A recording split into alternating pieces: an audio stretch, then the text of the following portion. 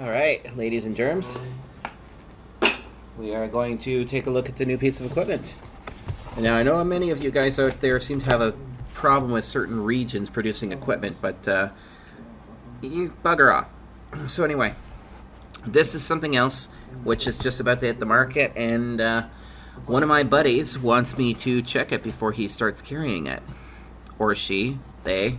So this is the Comfast pre-paired point-to-point bridge. They market it for monitoring abilities. So like what they specifically market for is elevators. So you can put this in the pit for an elevator and then put the station on the actual car. Or you can actually put it up in the top shelf and then shoot down to the car. So you can use this as a point-to-point in elevators for HD cameras and whatever else, right? Like, this is actually good if you think about it. You could do this with a set of Ubiquiti radios too, by the way, but this is supposed to be like an easy pair set where you just choose station or AP on each one and then just use it. So yeah, basically no programming, just, you know, an installer can go set one as AP, set one for station, and just mount them, right? Which is good for old cars that don't have Ethernet in their umbilical cords, right?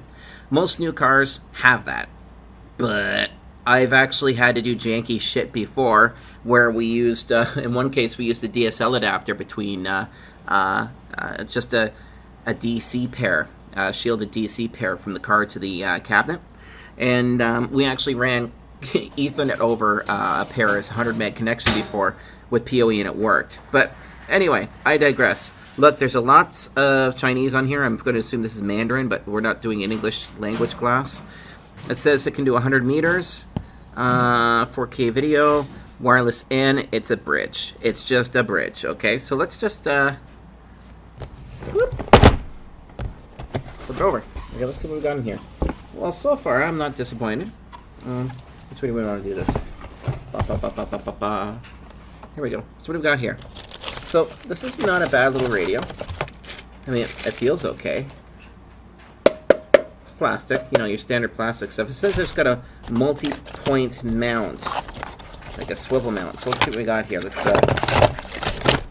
there's the PoEs. I don't like that I'm not seeing. This is such a knockoff of a Ubiquiti PoE, by the way.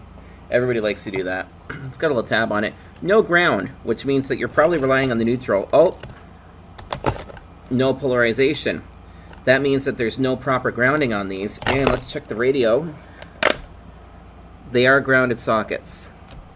But just for shits and giggles, let's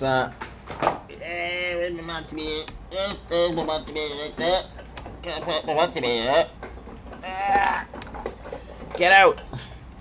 Alright, here. Let's just do a quick little test here. What's up? There we go. Okay, so I'm going to check and see if we have continuity here. So I'd say that it's probably safe to assume. Yes. It looks like these things are actually grounded, so that's good. So just because the PoE is a pile of garbage doesn't mean that the radio itself is. No big deal. Alright, so this is just the kind of a peekaboo test that we're doing right now. We're going to see what these things are capable of. Let's take a look at one of the PoEs now. So, yeah, this is pretty standard. 4 and 5 are positive, 7 and 8 are negative, 24 volt half amp. So this will work with a grounded Ubiquiti PoE too. 9 through 24 volts, awesome. Let's do the next test. I want to peer inside of it. I want to be inside of you. So I'm going to do what I know how to do. Let's take the label off. Alright, so what do we want here? This is a Philly. Oh. There's a Philly. This one might work. Let's take it apart. See what she looks like inside. By the way, so this is handy. It's got your signal indicator on there. We'll find out how many LEDs in a second. It looks like 4. Wireless link active, 2 Ethernet ports, and power. So, and there's your little switch right there for station or AP. It's got a WAN and a LAN port. I have to take a look at the software on these bad boys. Ooh, I like the black silk screening. Production? Yeah, they definitely look cheap. Oh yeah, these are cheap. Those are not the best sockets. Those, like, the whole point is that this is meant to be a cheap radio. This is something that you guys throw in your trucks and you keep it around for specific point-to-point links, or for end users to be able to get hook up their house to a garden shed or something without needing any kind of skills to do it. So I don't even know if I want to look at the interface on these guys, because you know, that goes beyond its purposes. So let's see what we got here. Power, LAN, WAN, Wi-Fi enabled. Yeah, 4 signal indicators. So this is probably it. Oh, it is an Atheros chip. Duh. All right. And by the way, look at the antennas on these. So this looks like it's probably a 13 dB gain, I'm going to assume, patch. So let's see what we got here. All right, so they definitely look like they're gigabit, looking at the transformers here. Full bridge rectifier, 2 of them. Okay, so this might actually also have PoE pass-through. There's 4 full bridge rectifiers on this thing, actually. Winbond memory, Atheros. This is basically just a stripped-down version of a Ubiquiti M-series radio. I'm not kidding. Looking at what's in it, I might have to actually do a product comparison. So yeah, basically here's our jumpers going from the back plane. Is that tin? How did they solder to... Oh, there's studs in it, that's why. I was going to say, how do you solder to aluminum? Alright, so we got... Yeah, these things might not be terrible. So that's cool. So essentially what's going on here is that when you flick it for station or AP, it's just changing the load in the BIOS. It's changing what the bootloader picks up, whether it loads the default config AP or default config station. So, that's not bad. It definitely looks very hackable. We've got a TTL connection right here. TXRX ground VCC. So you could probably put DDWRT on these guys if you wanted to, too. Should I look up the chipset? No, I'm not going to go that in depth. But all in all, it doesn't look like a complete piece of shit. It's good. It does look like there's a little bit of production involved in it. That there's actually like a little bit of class. I mean, they obviously knew that it didn't matter too much how they presented this. There's a little piece of solder there and some flux. Me personally, that would make me insane because I'm so OCD. But they're also soldering to aluminum, right? So it's like difficult. So yeah, there's the innards, the guts. If you bear with me a second, I'll do a quick blip on the chipset that's in them. Let me take it off. Okay, let's get my Schmel phone out. Samsung, you suck. Alright, so let's see here. We're going to look up the Atheros. Atheros. No. Atheros. Let's see here. AR934. 9344. And is this revision 1 or 2? It is revision 1. So let's look that guy up. What do we got here?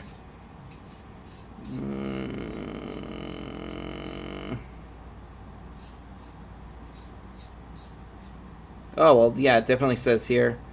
Boards based on current Atheros. Note that. Okay, yeah, so it's definitely, I called it DDWRT compatible. Let's take a look at the data sheet. What are you?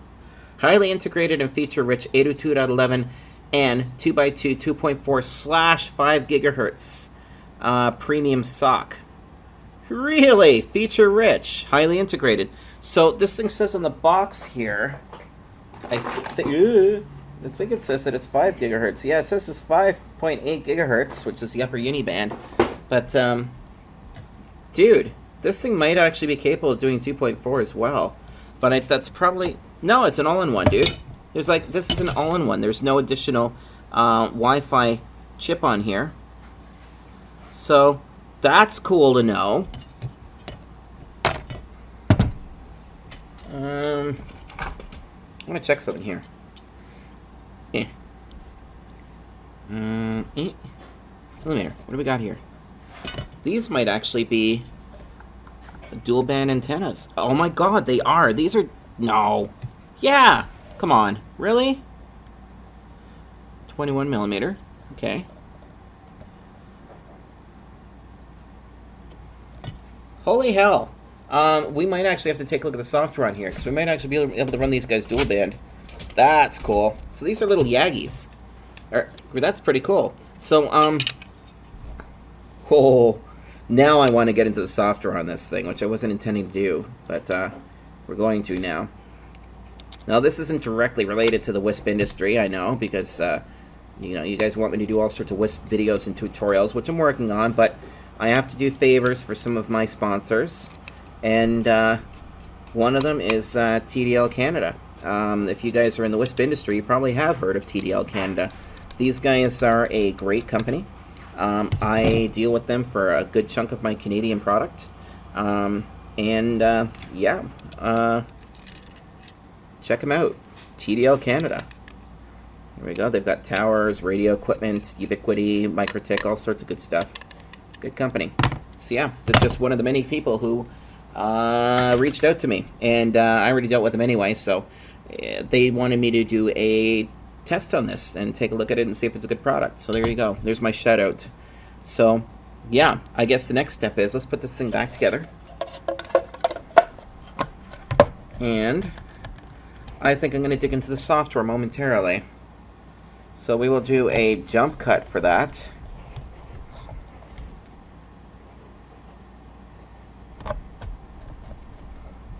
And I will get the tablet out and put a Ethernet cable into it, and we'll check this out. And the cool thing is, by the way, is that since this thing does 9 through 24 volts, you can run it on almost any electrical platform, which is awesome. And it's standard. Yeah, it's 4, 5, 7, and 8, so that's pretty standard for most passive PoEs. So yeah, we'll do a jump cut now, and we'll go to, oh, look at this. It's actually got a guide. Can you see this?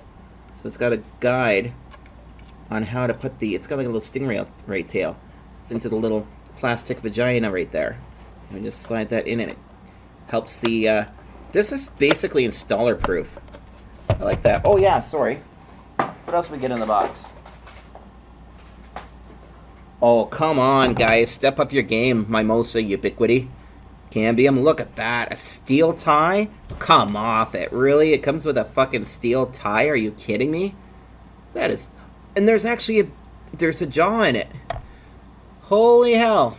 Yeah, there's a little bearing trap inside here. So it's like compression. But still, come on. If a company selling cheap equipment like this can ship it with a metal band, why are we forced to use this? Right? Why do you ship with that? Come on. So anyway, let's take a look at this. So it looks like this clicks together. So let's take a look here. Nope. I'm liking this. This is very installer proof. Look at that. It just clicks together. Ooh. It's a little tight. We all like it tight, right? Yeah. Okay. Oh, look at that. Okay, so it's set it and leave it. That's not... It's... Oh, piece of plastic just fell off for moving it around. Look, I'm just shredding it. That is not great. So the swivel mount is not great quality, but that's to be expected, right? We'll take a look at that in a second, but I'm pretty sure I knocked all the teeth off of it. So that's pretty... That's pretty fucking flimsy. That does not impress me. And is it going to be the same on this side? Yeah, it's clicky. Look.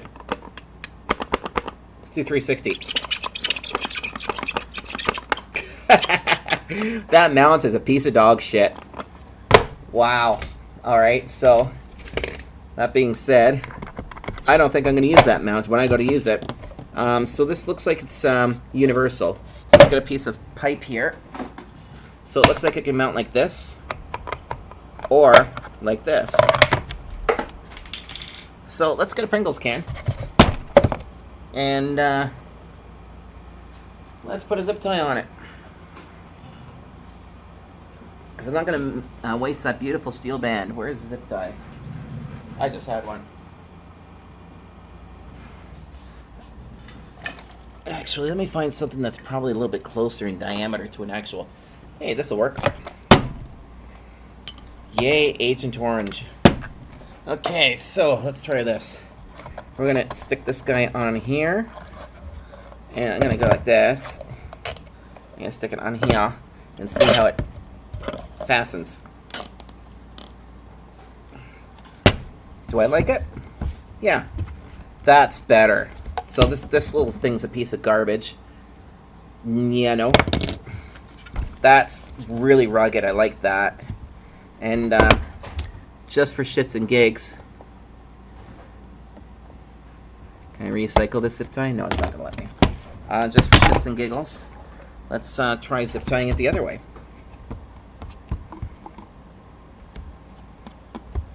There we go. There's that way. So it looks like it'll do this way too. Actually, you know what? I just noticed something.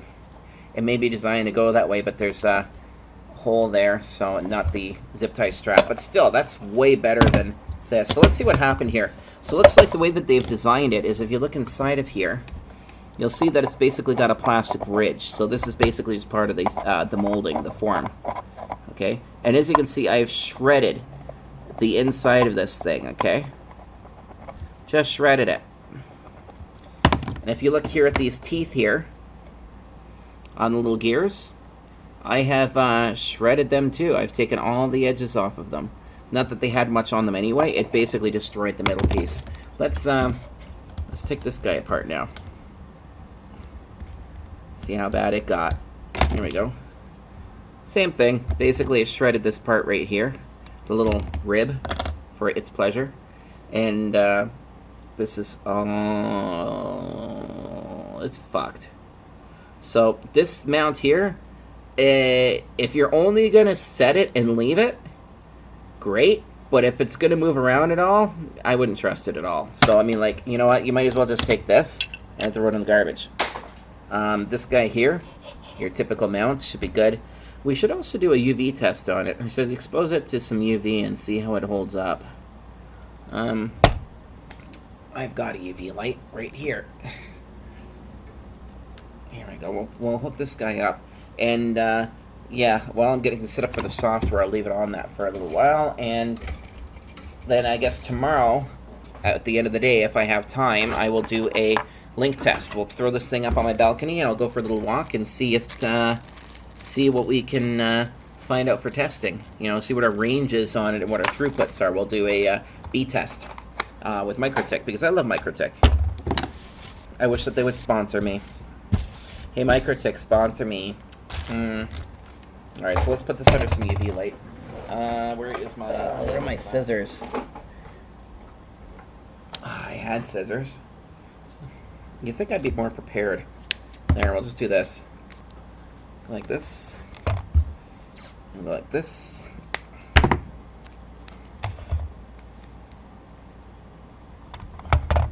Like this. And I'll expose this to about 10 watts of UV madness. I'll expose this little spot here to some UV. I'll bring it right up close. I'll just stick that right underneath that UV light, and I'll leave it on it for about an hour or so. And we'll see what kind of damage that does to it. But for the love of God, I know I've got this. The hell is my barrel connector? Okay. So here is the interface of that little Comfast prepared point-to-point link. 192.168.10.1. I'm going to go full screen on this. I'm going to set a password. We're going to make it password. Alright. Oh, look, you can actually set the IP address and everything on it. So I'm just going to leave it as this for now. How about not set? Let's see what the interface looks like on it. Alright, so it's kind of mellow. Kind of cool. Members. It looks like it's very limited. Look at that.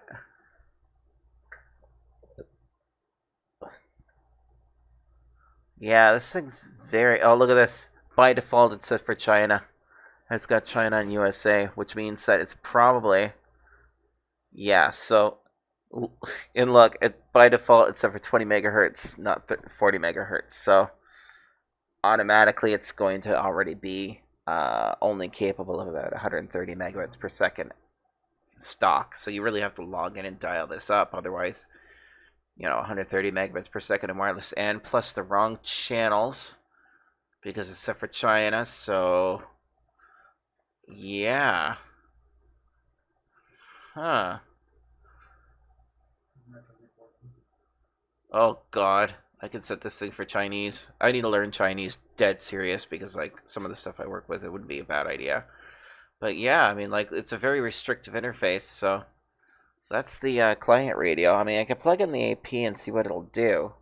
Or, one step better, let's do this. I'm going to change this radio over to AP mode. And then let's see what it does. So I'm going to turn this thing off first, because I'm assuming that it's going to want that anyway. And let's change it over to AP. And let's see what the interface looks like as an AP now. So I'm plugging back into the WAN port on here.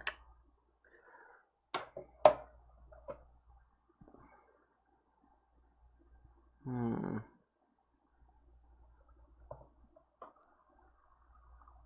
let's see what it says. Alright, so it looks like it's almost booted up. Yeah, it is booted up now. Let's hit F5.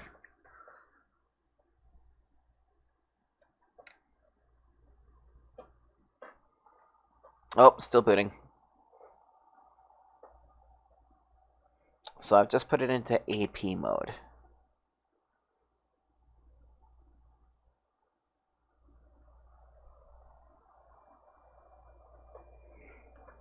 There we go. I think it's booted up now. Let's try this again. There we go. Okay. We're entering password. Look at that. Okay, so really nothing changes. So this is the whole interface for it.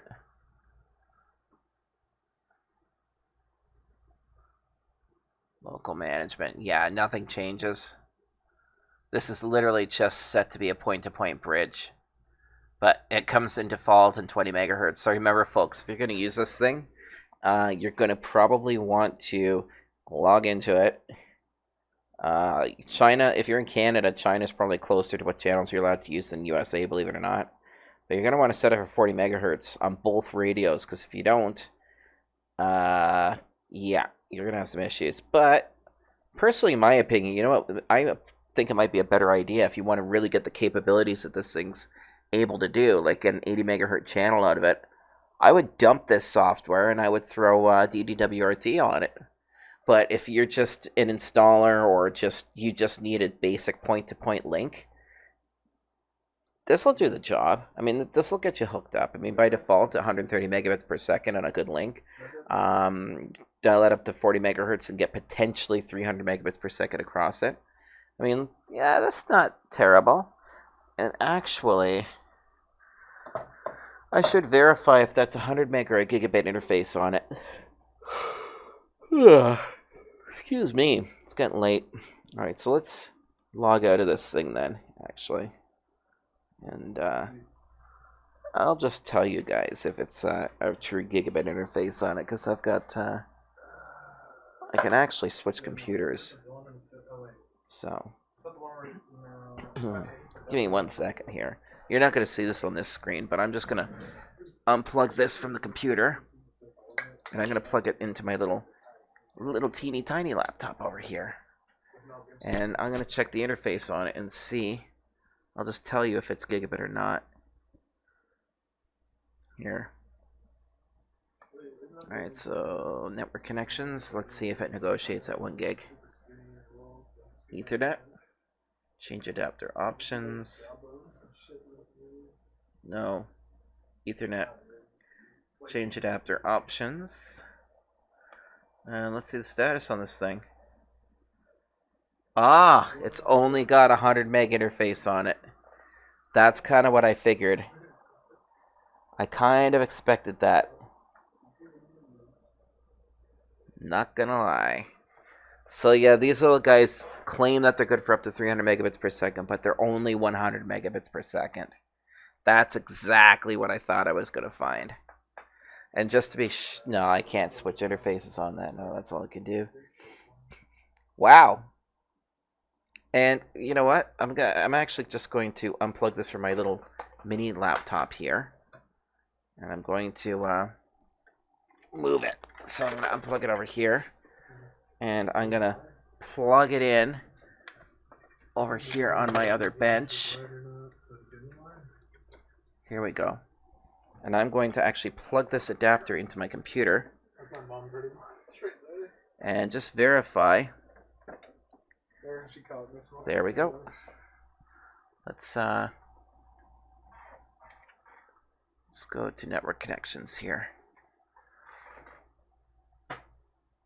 Okay, I'm actually probably going to take this off screen. No, good, it's not recording that anymore anyway. So Ethernet, because I don't want you to see some things. Change adapter options and Ethernet status. Oh, no, it is a gig. It is a gig. It was just my other computer. Alright, so no, that's verified. 1 gigabit per second, which means that you can get the 130 megabits per second out of that thing. Alright, so that's not terrible.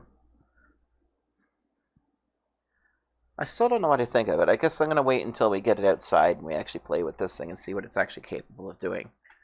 Because, I mean, like, this is pretty handy. You just literally take it out of the box. They're already paired with their own unique SSID and password. You literally just set one as a station, one as an AP, and they pair. And like it says in the description on the box, you can use it for elevators, use it at a gas station to connect cameras across a point-to-point link, or use it to connect your garage to your house, or your shed to your house, you know? So it's kind of handy in that sense. We're going to see what it can actually do when I actually do the outdoor tests with it. But there's a software test for tonight, and the other radio is still under the UV light. I'm going to leave it there until morning, and then I might expose it to some high-intensity light for a little bit. I might actually throw a halogen on it without a filter for a night and see what it does as well. Alright, so that's that for now. Alright, started iPerf. Focus, you fuck. iPerf is running on one of my test servers here. Covering screen to hide shame. And we come over here to my laptop, which is plugged into a battery pack, which you'll see in a second. We've got this here just sitting on the table. Let's, yeah, Asus ZenBooks are garbage. So you have to have the cable jack to be able to make things work properly. So let's just run iPerf here. So what are we getting? 84.7 megabits per second from across the room. Almost 100, actually.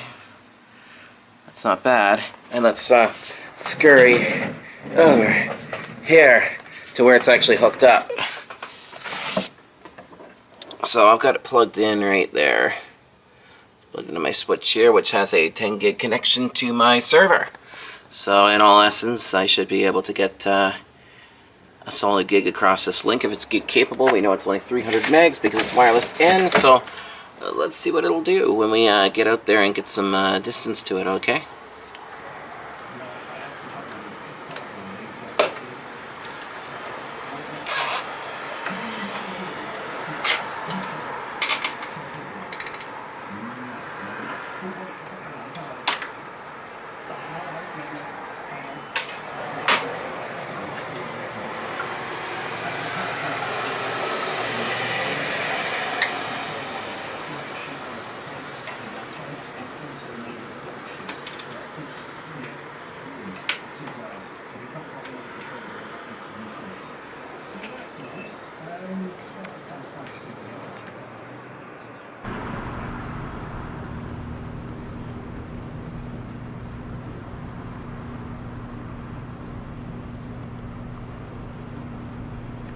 So I'm going to run iPerf 3. Oh, actually first I need to get an IP. What am I doing? So I'm just waiting to get an IP address. It looks like the radio's trying to sync right now. There we go, we're synced. So I'm looking at the back here. I don't know if you can see this, but these are the signal indicators, and we're getting about 75% signal with an almost clear shot. This isn't ideal, I know, but you got to work with what we got, right? There we go. So that's roughly pointing in the direction. We have got an IP address now. I'm going to do an iPerf3. And we are getting 10 megabits per second. Or megabytes, sorry. Here, I'm going to point it better, right? Let's try this. You'll just have to take my word for it on the speed. So, let's see here. I'll do it one more time.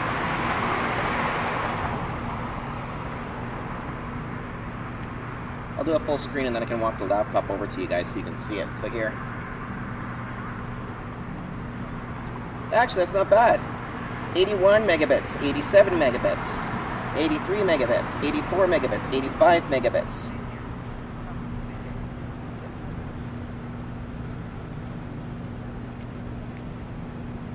That is actually not terrible. Here I was expecting this to be something I'd be shredding, but you know what? I don't think this is at all terrible. So let's bring this over here. Hopefully it focuses. Let's see here. I'll get behind the camera for a second. There's our speed results. So that really isn't terrible, especially at the distance. For like an out-of-box pre-synced radio kit, a point-to-point radio kit. Like I said, the whole idea of this is that it comes in the box prepared. One's an AP, one's a station.